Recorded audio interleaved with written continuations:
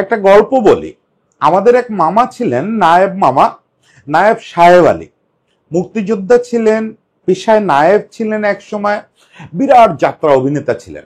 মামাকে আমরা যখন জ্ঞান হওয়ার পরে দেখছি তখনই মামা 60 বছর পার করে ফেলছেন। দারুণ দাড়ি ছিল, সাদা ধবধবে দাড়ি, চুলগুলো সাদা। মামার ওই 60 বছর পরেও সাহেব আলী মামার একটা অ্যাপ্রোচ ছিল যে একেবারে ইয়াংদের মতো করে ঘোরাফেরা করতেন। বাগেরহাট থাকতেন, বাগেরহাট শহর থেকে আমাদের বাড়িতে আসতেন সাইকেল চালায়, এবং এসে আমাদের বাড়িতে বেশ একটা আড্ডা টাড্ডা দিতেন। অবসর জীবনে নানা জায়গায় ঘুরে বেড়াতেন। ওরকম একদিন গল্প করতেছেন, তখন আমাদের উঠানে আমাদের কয়েকটা বড় ভাই নিজেদের শক্তিমত্তা নিয়ে খুব গৌরব করতেছে। কেউ কাউরে পাঞ্জায় হারাচ্ছে, কেউ কাউরে চ্যালেঞ্জ করতেছে। হঠাৎ করে নায়েব মামা ওদের দিকে ফিরে সবচেয়ে আমাদের যে বড় ভাইটা শক্তিশালী খোকাদা, তারে ডাক দিয়ে বললেন, এই খোকা উপরে আয় তো। খোকা উপরে আসছে। খোকারে বললেন যে তোর খুব জোর হাতে তাই না, আয় পাঞ্জা ধরি। বলে নায়েব মামা তার সঙ্গে পাঞ্জা ধরলেন। আমার মনে হয় এখন তো টাইম বলতে পারি না, হয়তো 10 থেকে 15 সেকেন্ডের মধ্যে নায়েব মামা তার হাতটা মাটিতে বিছায় দিলেন। দিয়ে নায়েব মামা একটু হেসে দিয়ে বললেন যে অস্ত্র তো জমা দিছি, ট্রেনিং জমা দেই নাই। এরপরে এই কথাটা আমি বহু মুক্তিযোদ্ধার মুখে শুনছি, এবং একটা সময় এসে আবিষ্কার করছি যে এটা আসলে একটা ফ্রেজে পরিণত হয়েছে যে অস্ত্র জমা দিছি, ট্রেনিং জমা দি নাই। কিন্তু ব্যাপারটা না আমি ঠিক বুঝতাম না যে ট্রেনিং জমা না দেওয়ার অর্থটা কি, ট্রেনিং কি করতে পারে। একটা মানুষের ট্রেনিং, একটা মানুষের সাধনা তাকে কতদিন পর্যন্ত টিকায় রাখতে পারে, কোন উচ্চতায় নিতে পারে, সেটা গতকালকে রাতে আমার চোখে আঙ্গুল দিয়ে দেখায় দিচ্ছে সাকিব আল হাসান। সর্বকালের অন্যতম সেরা ক্রিকেটার সাকিব আল হাসান, 38 বছর বয়স্ক সাকিব আল হাসান, যার চোখের সমস্যা, হেড পজিশন ঠিক রাখতে হিমশিম খায়, যার স্পিনিং ফিঙ্গারে এখনো প্রবলেম আছে, সেই সাকিব আল হাসান গতকালকে বিশ্বমানের একটা ম্যাচে প্রুভ করে দিচ্ছে যে সে ট্রেনিং জমা দেয় নাই। অস্ত্রটা হয়তো তার কাছ থেকে নিয়ে নেওয়া হয়েছে, সে ট্রেনিং জমা দেয় নাই। সাকিব বিস্ময়কর একটা জিনিস দেখালো কালকে। না, একটা 50 করছে কুইক, একটা 50 করছে অপরাজিত, 4টা উইকেট নিছে। এইসব পারফরমেন্স সাকিবের জন্য এমন না যে নতুন কিছু, এবং যে জায়গায় করছে ওটা স্ট্যান্ডার্ড ক্রিকেট হয়েছে। এবং নিউজিল্যান্ডের যে দলটা, ওরা তো খুবই কোয়ালিটি একটা দল, তাদের বিপক্ষে পারফরমেন্স গুরুত্বপূর্ণ। এইটা আমার কাছে তারপরও ম্যাটার না। ম্যাটার হচ্ছে সাকিব যে অ্যাপ্রোচটা দেখাইছে, এবং সাকিব যে দীর্ঘ বিরতির পর যেভাবে ফিরে আসছে, তাতে একটা কথাই ফুটে ওঠে যে নবাব ইজ নবাব। নবাব যতই বুড়ো হোক, নবাব যতই শরীরে সমস্যা থাক, যত কিছু পৃথিবীতে হয়ে যাক, নবাব আসলে বুড়ো হয় না। শেষ পর্যন্ত নবাবের ট্রেনিং কথা বলে। তা আজকে সাকিবরে নিয়ে একটু কথা বলে, ক্রিকেটীয় বিশ্লেষণ করার যোগ্যতা আমার নাই, সেগুলো করবো না। সাকিব আল হাসান দ্য নবাব, তারে নিয়ে একটু কথা বলি যে সে ট্রেনিং জমা না দিয়ে কোন পর্যন্ত আসছে। দেখেন, মাঝখানের এই টার্ময়েল গুলো যদি বাদও দেন, তাও 2023-এর শুরু থেকে এরকম একটা আবহ তৈরি হয়ে গেছিল যে সাকিব আল হাসান আর পারবে না, সাকিব আল হাসান ফিনিশ হয়ে যাচ্ছে। এটা মোটামুটি অনেক বিজ্ঞজনেরাও বলছে। কেউ কেউ প্রতিবাদ করছে, বিশেষত ভক্তরা বারবার প্রতিবাদ করছে যে না, সাকিব এখান থেকে ফিরে আসবে। সেই ফিরে আসার প্রধান অন্তরা হয়ে গেল তার শরীরটা। তার শরীরে কতগুলো ক্রাইসিস তৈরি হলো, একেবারে আনইউজুয়াল কতগুলো ক্রাইসিস তৈরি হলো। প্রথমত হচ্ছে একটা চোখের সমস্যা তৈরি হলো। এটা নিয়ে আমি একটা পুরো কন্টেন্ট আছে, ওইটা একটু যে আমি আমার ঘরানার বাইরে বের হয়ে কয়েকজন ডাক্তারের সঙ্গে আলাপ করে একটা কন্টেন্ট করছিলাম। সবসময় কথা দেই, লিঙ্ক দেই না, আজকে পোস্টে অবশ্যই এই লিঙ্ক দিয়ে দিব। ওই কন্টেন্টটা একটু দেখে নিন, তাহলে বুঝবেন যে ওর সাফারিংসটা কোন লেভেলে ছিল। এবং চোখের সমস্যার কারণে যেটা ওর প্রবলেম হচ্ছিল, যে চোখের এই সমস্যাটা হয় মূলত মানসিক চাপের কারণে। ওই ডাক্তারদের কথাবার্তা দিয়েই আমি ওখানে লিখছিলাম, এবং ওইটার ফলে যেটা হচ্ছিল যে এই সমস্যায় যারা আক্রান্ত হয় তারা বিভিন্ন জিনিসের আকার, গতি এবং পজিশন এটা ঠিক মতো বুঝতে পারে না। এটা বারবার এলোমেলো হয়ে যায়। মানে ছোট জিনিসটা বড় দেখে, এখানকার জিনিসটা ওখানে দেখে। এখন আপনারা ক্রিকেট যারা খেলছেন তারা জানেন যে ক্রিকেট বলটারে যদি একটু বড় দেখা যায় তাও বিরাট সমস্যা, বলটারে একটু ছোট দেখা গেলে তাও বিরাট সমস্যা, আপনি জাজ করতে পারবেন না ঠিক মতো। আর ক্রিকেট বলটারে আপনি যদি পজিশন থেকে 2 মিলিমিটার এদিক ওদিক দেখেন, তাহলেই আপনি প্রপার শটটা করতে পারবেন না। 2 মিলিমিটারই ওখানে অনেক ডিফারেন্স গড়ে দেয়, 2 মিলিমিটার ওখানে 2 কিলোমিটার আসলে। ফলে সাকিবের যেটা হলো, বল বুঝতে খুব সমস্যা হচ্ছিল, এবং সে 2023 বিশ্বকাপ থেকেই আসলে সে একদম নাই হয়ে গেল। একটার পর একটা ডাক্তার দেখাচ্ছে, Chennai, Singapore, London, new York, নানা জায়গায় যাচ্ছে। শেষ পর্যন্ত সে হাল ছেড়ে দেওয়ার মতো একটা অবস্থা, বিপিএল খেললো, 9 নাম্বার 10 নাম্বারে পর্যন্ত ব্যাট করছে। কিন্তু এই ছেলেকে হাল ছেড়ে দেওয়ার লোক নিজে নিজে কতগুলো পদ্ধতি আবিষ্কার করলো। প্রথমত সে ঠিক করলো সে একটা প্লাস্টিক নেক ব্যান্ড নিয়ে ব্যাট করবে। এই ক্রাইসিসটা আবার কেন হলো? চোখের ওই সমস্যার কারণে। যেহেতু চোখের সমস্যাটা কিন্তু একসময় ঠিক হলো, এর মধ্যে ঠিকও হয়ে গেল, যেহেতু স্ট্রেস লেভেল কমে গেলে এটা ঠিক হবে, ডাক্তাররাই বলতেছিলেন। ফলে ওর স্ট্রেস কমানোর জন্য বিভিন্ন রকম মেডিকেশন করানো হলো, বিভিন্ন রকম মেডিটেশনও করানো হলো, এটাতে একটু কমলো, চোখের সমস্যা ঠিক হলো। সমস্যা হচ্ছে হেড পজিশন নড়বড়ে হয়ে গেছে। এখন আপনারা ক্রিকেটাররা জানেন, ক্রিকেট যারা ফলো করেন তারা জানেন যে একটা হেড পজিশন এটা ফিক্স রাখতে না পারলে আপনি কিচ্ছু করতে পারবেন না, ব্যাটসম্যান হিসেবে আপনি কিচ্ছু করতে পারবেন না। সেইটা ঠিক রাখার জন্য সে আবার কি করলো, সে ওই যে নেক ব্যান্ড ইউজ করলো প্লাস্টিকের একটা, ওটা মোটামুটি একটু রেজাল্ট দিল টি-20 ওয়ার্ল্ড কাপে 2024 সালে, খুব ভালো রেজাল্ট দিল না। এরপরে সে নিজে আবিষ্কার করলো যে হেলমেটের স্ট্রাপ যদি সে কামড়ায় ধরে ব্যাট করে তাহলে হেলমেট তো ফিক্স মাথার সঙ্গে, তাহলে কি হবে যে তার আইসাইটের সঙ্গে হেড পজিশনটা ফিক্স থাকবে। এটা তার একান্ত নিজস্ব আবিষ্কার। এটা নিয়ে ডিভিলিয়ার্স পর্যন্ত আলাদা করে কথা বলছে। ডিভিলিয়ার্স এর বক্তব্য হচ্ছে যে ক্রিকেট ইতিহাসে কেউ তার সীমাবদ্ধতার অতিক্রম করার জন্য এর চেয়ে বড় আবিষ্কার এর আগে করে নাই। এবং ডিভিলিয়ার্স নিজে তার ক্যারিয়ারের শেষ দিকে পজিশন নিয়ে খুব সাফার করত, যে কারণে ডিভিলিয়ার্স সে ওইখানে কমেন্ট করছিল যে তখন যদি সাকিব এই বুদ্ধিটা আবিষ্কার করতো আমার জন্য এবং সাকিব আমাকে এটা জানাতো তাহলে হয়তো আমি আর কিছুদিন এটা কন্টিনিউ করতে পারতাম, ক্রিকেটটা কন্টিনিউ করতে পারতাম। একটু মজা করে বলছে, কিন্তু ঘটনাটা সিরিয়াস। সারা পৃথিবীতে বহু ব্যাটসম্যান হেড পজিশনের প্রবলেমের কারণে খেলাই ছেড়ে দেয়, সাকিব ছাড়ে নাই। কিন্তু ছাড়ে নাই যে সেটা তো কোনো আউটপুটও আমরা পাচ্ছি না। তাই একদিকে নানা রকম অক্রিকেটীয় টার্মোয়েল, সেগুলোর বিষয়ে আমরা না যাই, সেটা সাকিব দোষী কি নির্দোষ এইসব নিয়ে বহু কথা হয়েছে, হবে, হচ্ছে, এগুলো আলাদা আলাদা। কিন্তু নানা কারণেই তার তো এক হচ্ছে ইন্টারন্যাশনাল খেলা হচ্ছিল না, ইন্টারন্যাশনাল খেলা এখনো হচ্ছে না। আবার ওদিকে টপ লেভেলে যে সে নিজের প্রুভ করবে সেরকম স্টেজও খুব বেশি পাচ্ছিল না। এর মাঝে আর এক ক্রাইসিস হলো, ভয়াবহ ক্রাইসিস হলো। ওই যে মাঝে নিজের রেডি রাখার জন্য সে গেল কাউন্টিতে একটা ম্যাচ খেলতে। ওই ম্যাচ খেলতে গিয়ে দুর্দান্ত বল করলো, কিন্তু ক্যারিয়ারে প্রথমবারের মতো একদিনে 35 ওভার বল করে ফেললো, যেটা সে এর আগে কখনোই করে নাই। এবং এক স্পেলেই বোধহয় 17 না 18 ওভার বল করছিল। ওই ভয়াবহ ক্লান্তিকর বোলিং করতে গিয়ে যেটা হলো যে তার বোলিং অ্যাকশনে একটা প্রবলেম ধরা পড়লো, সেটা রিপোর্টেড হলো। অ্যাকশন নিয়ে এখন সে তো এই ব্যাপারটা খুব দিতে পারে নাই যে আমার বোলিং অ্যাকশনে প্রবলেম, 17 বছর ধরে ক্রিকেট খেলতেছি টপ লেভেলে, আর যাই হোক কেউ তো এই কথা বলে নাই। ফলে সে বারবার মানে সময় হওয়ার আগে বারবার পরীক্ষা দেওয়া শুরু করলো, 2-3 বার পরীক্ষা দিল। এর মধ্যে চেন্নাই ল্যাবে একটা ত্রুটিপূর্ণ পরীক্ষা ছিল, ল্যাব কর্তৃপক্ষের ত্রুটি, কিন্তু রেজাল্ট তো আসলো ওর বিপক্ষে। ফলে পরপর 2 বার আবার নেগেটিভ আসলো রেজাল্ট, যে হ্যাঁ ওর বোলিং অ্যাকশন ত্রুটিপূর্ণ। এরপরে ও গিয়ে গ্যারেথ বেটির সঙ্গে, সম্ভবত গ্যারেথ বেটির সঙ্গে কাজ করলো কিছুদিন, কাজ করে আবার পরীক্ষা দিল, পাশ করলো। কিন্তু এটাতে কি হলো, এটাতে আবার সে কিছুদিনের জন্য থমকে গেল, কোথাও বল করতে পারতেছিল না, নিজের প্রুভ করতে পারতেছিল না। এরপরে বোধহয় শুধু খেললো বা এর মধ্যে SLPL এ কয়েকটা ম্যাচ, মোটামুটি পারফরমেন্স সাকিব সুলভ না।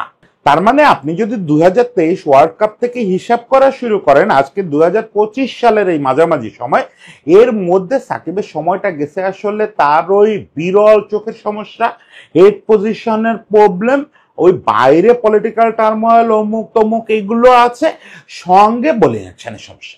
লোকটা আসলে ক্রিকেটে নাই। এবং আমরা আসলে যত পজিটিভ কথা বলি, যত কিছু বলি, আমরা এক ধরনের এলিজি লিখে বসেছিলাম, এলিজি বা এপিটাফ লিখে বসেছিলাম যে এখানে একদা সাকিব আল হাসান নামের সর্বকালের একজন সেরা ক্রিকেটার বসবাস করিত। এই করিত শব্দটাকে মুছে দেওয়ার জন্য সে উঠে পড়ে লাগলো।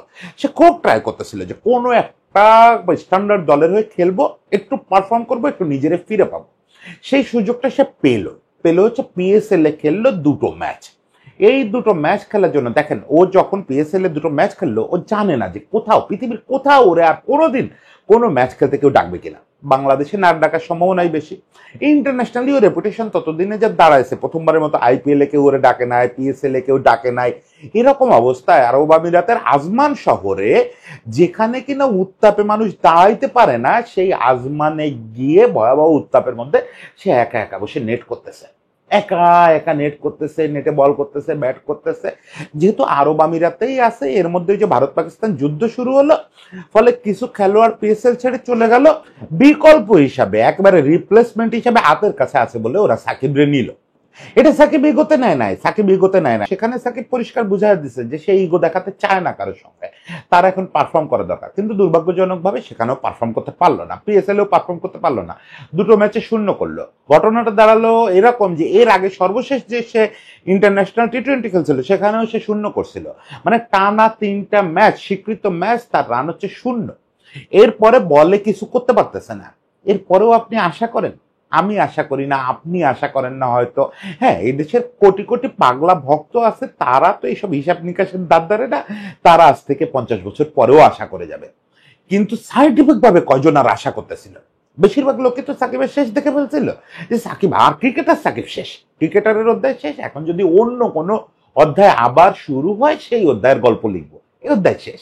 আমি প্রস্তুতি নিয়ে ফেলছি যে সাকিবের সঙ্গে নেক্সট যেখানেই দেখা হোক আমি সাকিবের আরেকটা বড় ইন্টারভিউ নিব, এবং এরকমও একটা আলোচনা করে রাখছিলাম যে কিছু না হোক এই যে জীবনের এই পর্বটা নিয়ে একটা জুমে একটা ইন্টারভিউ নেব, নিয়ে সাকিবরে নিয়ে একটা আমার মূল্যায়নমূলক একটা বই করব, মোটামুটি প্রস্তুতি নিয়ে ফেলছি। এইসব প্রস্তুতি নেয় তো মানুষ যখন তার এই যারা নিয়ে লিখবে, যারা নিয়ে এই আয়োজন করবে, তার শেষটা দেখে ফেলে। আর না, সাকিব কিন্তু শেষ দেখতেছে না, সাকিব শেষ দেখতেছে না। এবং সেই শেষ না দেখার অংশ হিসাবে এবার দুবাই ক্যাপিটালস এই গ্লোবাল টি-20তে নিয়ে গেল। এটাও বোধহয় replacement, I am not quite sure, মনে পড়তেছে না। যাই হোক, সে গেল দুবাইতে, গেল। আমরা তো ভাবছি যে হয়তো ফার্স্ট 11-এ চান্সও পাবে না। ও আচ্ছা, এটা রিপ্লেসমেন্টে তো কেশব মহারাজের রিপ্লেসমেন্ট, কেশব মহারাজ খেলতে পারে নাই বলে তারা নিল। নর্মালি দুবাই তারা নিত না, এবং মাঠে নামলো। তারপরটুকু স্রেফ উপন্যাস, স্রেফ থ্রিলার, স্রেফ একটা রোমাঞ্চকর উপন্যাস। আমি বলতে হবে আমাকে যে কি করছে। আপনাদের মনে হতে পারে যে গ্লোবাল টি-20 তো দাদা কোনো সময় পাতা দেয় না, এই যে গ্লোবাল টি-20 যেটা গ্লোবাল সুপার লিগ যেটা হয় জিএসএল, এটাতে আমি পাতা দেই না। কিন্তু খেলে কারা? যে টিমটা খেলছে, যে উইকেট গুলো সাকিব নিছে, তাদের নামগুলো দেখেন। উইলিয়াম এখন নিউজিল্যান্ডের সবচেয়ে প্রমিনেন্ট ক্রিকেটার, যেভাবে বোকাটা বানালো। আচ্ছা, বোলিং এর কথাটা পরে বলি, কারণ বোলিং এর ব্যাপারে আমার একটা বিশ্বাস হচ্ছে যে সাকিবের বোলিংটা হচ্ছে টোটালি গিফটেড। সাকিব যদি 80 বছর বয়সেও উঠে দাঁড়ানোর সামর্থ্য থাকে, থাকবে, ওর থাকবে। ও যদি কোনো ক্রমে একটা আরমার মারতে পারে, ওইটা তখনকার সেরা ব্যাটসম্যানেরও খেলতে জান বের হয়ে যাবে। ফলে বোলিং এর কথাটা পরে বলি, আগে তো ক্রাইসিস হচ্ছে ব্যাটিং। ব্যাটিংটা দেখেন, কালকেও কিন্তু সে ওই স্টাফ কামড়ায় ধরে শুরু করছে। এবং তখন আমার আবার ওই যে আজকে সকালে সামিয়াতুল সামির লেখা পড়তেছিলাম, আমারও ঠিক একই রকম বুকের মধ্যে দপ করে উঠছে যে সেই দৃশ্য আবারও দেখতে হবে, যে ওই যে স্টাফ কামড়ায় এসে অসহায়ের মতো দাঁড়াইছে, হেড পজিশন ঠিক রাখতে পারে না, প্রথম বলেই আউট, বা 1 ওভার বড় জোর টিকতে পারবে। প্রথমটাই করলো হচ্ছে একটা রিভার্স সুইপ, কি অসাধারণ! ও কোনোদিন রিভার্স সুইপের মাস্টার না, কিন্তু রিভার্স সুইপটা করলো, এত সুন্দর কানেক্ট হলো। আপনি একটা রিভার্স সুইপ পারফেক্ট হওয়া মানেই, 4 হওয়া মানেই আপনি বুঝবেন যে এই লোকের সবকিছু ঠিক আছে, ব্যাটিং এ সবকিছু ঠিক আছে। রিভার্স সুইপ এত সুন্দর একটা শট, এটার প্রপার এক্সিকিউশন হইলে অনেক কিছু বলে দেয়, একটা শট অনেক কিছু বলে দেয়। আমি না হেড পজিশনটা, মানে ফ্রাঙ্কলি স্পিকিং, আপনারা তো জানেন আমি এই খুঁটিনাটি ব্যাপারগুলো টিভিতে দেখে অত ভালো বুঝতে পারি না, কিন্তু তারপরে বোঝার চেষ্টা করতেছিলাম যে মাথা কি ফিক্সড, হেড পজিশন কি নড়ে, বুঝতেছি না। পরে সকালে সামিল লেখা দেখেই বুঝলাম, বা আরো অনেকে বিভিন্ন জায়গায় ফেসবুকে লিখছেন যে না, হেড পজিশন প্রপার ফিক্সড ছিল, একবার মানে সিমেন্টের মতো শক্ত করে কালকে ব্যাটিং করছে। এটা একটা অসাধারণ ব্যাপার হলো, অসাধারণ ব্যাপার হলো। অলমোস্ট 2.5 বছর পরে সাকিব তার হেড পজিশন ফিক্সড রেখে ব্যাটিং করতে পারলো। এটার জন্য কি না করছে, কি না করছে ছেলেটা, চশমা পর্যন্ত ব্যাট করছে। সে প্রেস কনফারেন্সে বলছে যে আমি চশমা ছাড়া ভালো দেখি, চশমা ছাড়া আপনাদের চেয়েও ভালো দেখি, তারপরে আমি পারতেছি না, আমি বল জাজ করতে পারতেছি না। বুঝেন, একটা লোক, সে তার চশমা পরার দরকার নাই, তারপরে চশমা পরে ব্যাট করছে, যদি হয় নেক ব্যান্ড পড়ছে, কত কি করছে। শেষ পর্যন্ত আজকে সেই 2025 সালের এই জুলাই মাসে সে নিশ্চিত করলো যে তার হেড পজিশন সঠিক আছে, ফিক্সড আছে। সে এখনো চাইলে 2-2.5 বছর, 3 বছর, 4 বছর, যতদিন খুশি, তার অন্তত শারীরিক সমস্যার কারণে আর ক্রিকেট ছাড়তে হচ্ছে না। কি অসাধারণ সব শট করলো, কি অসাধারণ সব শট করলো। একটা এজ হলো, ওইটা বোধহয় যেটা 50 হলো যে শটটা, ওটাতে এজ হলো ঝাড়ো হয়ে গেল ওইটা, আর হচ্ছে একটা ড্রপ। এছাড়া পুরো ইনিংসে একবারেরও মতো মনে হলো না আমার যে এই ছেলে কোনো ইতস্ত করতেছে বা এই ছেলের মধ্যে কোনো রকম কোনো অস্বস্তি আছে। মানে একেবারে সেই 2015, 16, 17 সেই যে সাকিব, কি কনফিডেন্ট ব্যাটিং, কি কনফিডেন্ট ব্যাটিং। বরং আজকে দু একটা শট আমার কাছে মনে হলো যে এত কনফিডেন্স খুব একটা জীবনে দেখি নাই। কাট তো চিরকালই, কাট হচ্ছে ওর সবচেয়ে পছন্দের শট, কাটে তো ওর কনফিডেন্স ফুটে ওঠেই। আজকে একটা দেখলাম অন ড্রাইভ করলো, এই অন ড্রাইভটা এত সুন্দর ওর কাছ থেকে খুব একটা দেখছি কিনা জানি না, যাই ওকে সব বিশ্লেষণ না করি। মূল ব্যাপারটা হচ্ছে যে ওর body fix, head position fix এবং অসাধারণ কনফিডেন্সের সঙ্গে ব্যাট করলো। এবং সবচেয়ে মানে আমার যেটা ইয়ে লাগতেছিল যে ওর কনফিডেন্স লেভেল কোথায়, যখন উইকেটে গেছে তখন আতাল, তার পরপরই আতাল আউট হয়ে গেছে। ওই শুরুর দিকে তো রান পাইছে একমাত্র আতাল, তারপর চোখের সামনে আরো দুটো উইকেট চলে গেল, সম্ভবত 5 উইকেট কুইক চলে গেল ওখান থেকে। তখন অবস্থায় এরকম যে ওই ইয়ের পক্ষে, দুবার পক্ষে 100 করা কঠিন। সেখান থেকে টেল এন্ডারদের নিয়ে ওরকম জোড়ো একটা ইনিংস খেলে 160+ ইনিংস করলো দলের, নিজে 50 পার করলো, বহুকাল পরে স্বীকৃত ক্রিকেটে 50 পার করলো। শেষ বলে ওর টার্গেট ছিল একটা বড় স্কোরিং শট করে রানটা আরেকটু বড় করবে, সেটা করতে না পারায় খানিকটা বিরক্তি, খানিকটা হতাশা নিয়ে মাথা দোলাতে দোলাতে মাঠ ছাড়লো অপরাজিত হয়ে। মানে এই অ্যাটিটিউডটা, এই যে নিজের উপরে এখনো সন্তুষ্ট না, এই অ্যাটিটিউডটা বলে দেয় সাকিব আল হাসান আসলেই ট্রেনিং জমা দেয় নাই। আচ্ছা, বোলিং এর কথাটা সংক্ষেপে বলি, বোলিং আমারে সারপ্রাইজ করে নাই, মুগ্ধ তো হয়েছি যে লোক এই বোলিং অ্যাকশন নিয়ে সমস্যায় ভুগতেছিল, বোলিং এ উইকেট পাচ্ছিল না ঠিক মতো, কতকাল পরে সুন্দর বোলিং দেখলাম না, মুগ্ধ হইলাম। আর্মার গুলো আগের মতো সুন্দর মারতেছে এবং অ্যাকশন কি স্মুথ অ্যাকশনটা বোধহয় কি একটা চেঞ্জ আসছে, একদম ডেলিভারির মোমেন্টে কি একটা চেঞ্জ আসছে।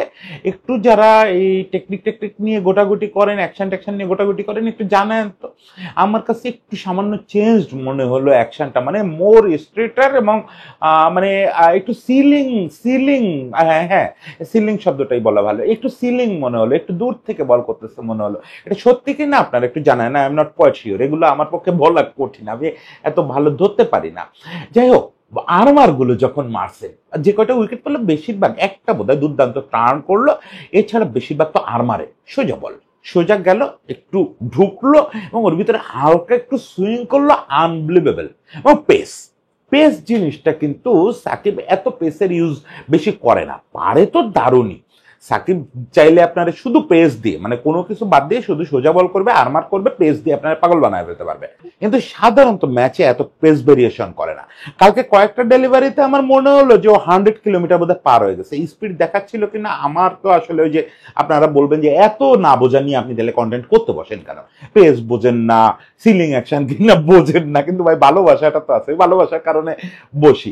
আমি আসলে বুঝতেছিলাম না যে পেসটা আসলে কত উঠছে, কিন্তু দু একটা ডেলিভারি দেখে আমার মনে হয়েছিল 100 কিলোমিটার মেরে দিচ্ছে, বলেই আমাকে মুগ্ধ করছে, সে ব্যাপারে কোনো সন্দেহ নাই। কিন্তু ব্যাটিং নিয়ে যেরকম সারপ্রাইজ হয়েছি, ব্যাটিংটা যেরকম একটা বিরাট প্রাপ্তি হয়েছে, মনে হয়েছে নিজেকে ফিরে পাইলাম, এরকম একটা ফিল আসছে, বোলিংটা তা না। বোলিং এর ব্যাপারে আমি সাকিবের বিশ্বাস করি যে এইটা তার আসলে কোনোদিন অ্যাচিভ করতে হয় না। ও নিজেও সবসময় বলে যে বোলিংটা আসলে আমার মোর গিফটেড, আসলেই তাই। ওই যে বললাম মজা করে যে 80 বছর বয়সেও যদি ওর হাতে আপনি একটা লেদার বল ধরায় দেন এবং সেটা দিয়ে যদি বলেন একটা আর্মার মারতো বা একটা সুন্দর টার্ন করাও, একটু স্কিট করাও, দেখবেন যে তখনকার বিশ্বসেরাদেরই খেলতে খবর হয়ে যাচ্ছে। এটা ওর পুরোপুরি গিফটেড। ব্যাটিংটা দুর্দান্ত মজা দিচ্ছে। শেষ বেলায় সাকিবের একটা কথা দিয়ে শেষ করি। সাকিব শুভ্রদার একটা ইন্টারভিউতে বলছিল, এটা শুভ্রদা যখন উৎপল শুভ্র.com করলেন তখন সম্ভবত এই ইন্টারভিউটা শুভ্রদার নিয়েছিলেন। তো সাকিবরে শুভ্রদা বলতেছিলেন যে এই যে এত রকম বিতর্ক হয়, আপনার নিয়ে এত আলোচনা হয়, প্রতিদিন আপনি কোনো না কোনো খবরে আছেন, এটা বিরক্তি লাগে না? সে এসে দিয়ে বলতেছে যে দেখেন, এটা তো আপনাদের জন্য ভালো, আমি না থাকলে আপনারা এত নিউজ কই পাইতেন, আমি আসি বলি না প্রতিদিন নিউজ পাচ্ছেন, আমাকে আপনাদের ধন্যবাদ দেওয়া উচিত। এর কিছুদিন পরে সাকিবের সঙ্গে আমার কথা হচ্ছিল, তো সাকিব আমি বলতেছিলাম যে সাকিব আপনি কত বড় গ্রেট, এটা না মাঝে মাঝে বুঝতে পারি না। তো বললো বুঝবেন যেদিন চোখের সামনে রোজ থাকবো না, এখন রোজ দেখেন তো এই জন্য বুঝতে পারেন না, রোজ মাঠে নামতে দেখেন, রোজ টিমের পার্ট হিসাবে দেখেন, ভাবেন যে এটা গ্যারান্টেড, ভাবেন যে অত বড় কিছু না। অত কনফিডেন্সের কোনো অভাব কোনো কালে ছিল না, নিজেরা আন্ডারমাইন্ড করে কোনোদিন কথা বলে নাই। তখনই খুব রসিকতা করে একটা কথা বলছিল, এটা আমার বুকের ভিতর তারপর থেকে একদম বুলেটের মতো বিঁধতে থাকে, যে যদি কোনোদিন সামনে না থাকে সেই দিন বুঝবেন যে কি ছিলাম। এইটা গত 1.5-2 বছর ধরে খুব ফিল করি। বিশেষত দেখেন কি ড্রামাটিক একটা সময় সাকিব পারফরমেন্সটা করলো, মানে ওই সময় শ্রীলঙ্কাতে আমাদের টিমটা একেবারে লোয়ার মিডিওকর একটা পারফরমেন্স করতেছে। মানে চোখে আঙ্গুল দিয়ে দেখা দিচ্ছে যে একটা বৃদ্ধ সাকিব, 38 বছর পার হয়ে যাওয়া একটা সাকিব এখনো যে পারফর্ম করতেছে তার আশেপাশে আমার এই টিমে কেউ নাই। আমি টিমে কাউরে ছোট করতেছি না, প্লিজ কেউ নিজের ছোট ভাববেন না বা কাউরে ছোট করতেছি না, কিন্তু কত বড় একটা সিংহ ছিল আমাদের পালের মধ্যে এইটা আজকে বোঝা যাচ্ছে যে এই বুড়ো বয়সেও যদি ডিফারেন্সটা এত বেশি হয়, তাহলে যখন চোখের সামনে রোজ খেলছে তখন ডিফারেন্সটা কত ছিল ধরতে পারি নাই, আমরা ধরতে পারি নাই। রোজ চোখের সামনে দেখছি তো, রোজ কথা বলছি তো, আমরা রোজ টিভিতে দেখছি তো, ধরতে পারি নাই এত বড় লিজেন্ড। যাই হোক, সবচেয়ে বড় কথা যে এই সিংহ শেষ হয় নাই। মুফাসা এখনো তার মতোই আছে, মুফাসা কিং আছে না, মুফাসা না, মুফাসা বাইরের ব্যাপার। আমাদের ব্যাপার হচ্ছে নবাব, আমাদের নবাব নবাবই আছে, নবাব দ্য লাস্ট নবাব সাকিব আল হাসান। সাকিব আল হাসানের জন্য অনেক শুভেচ্ছা।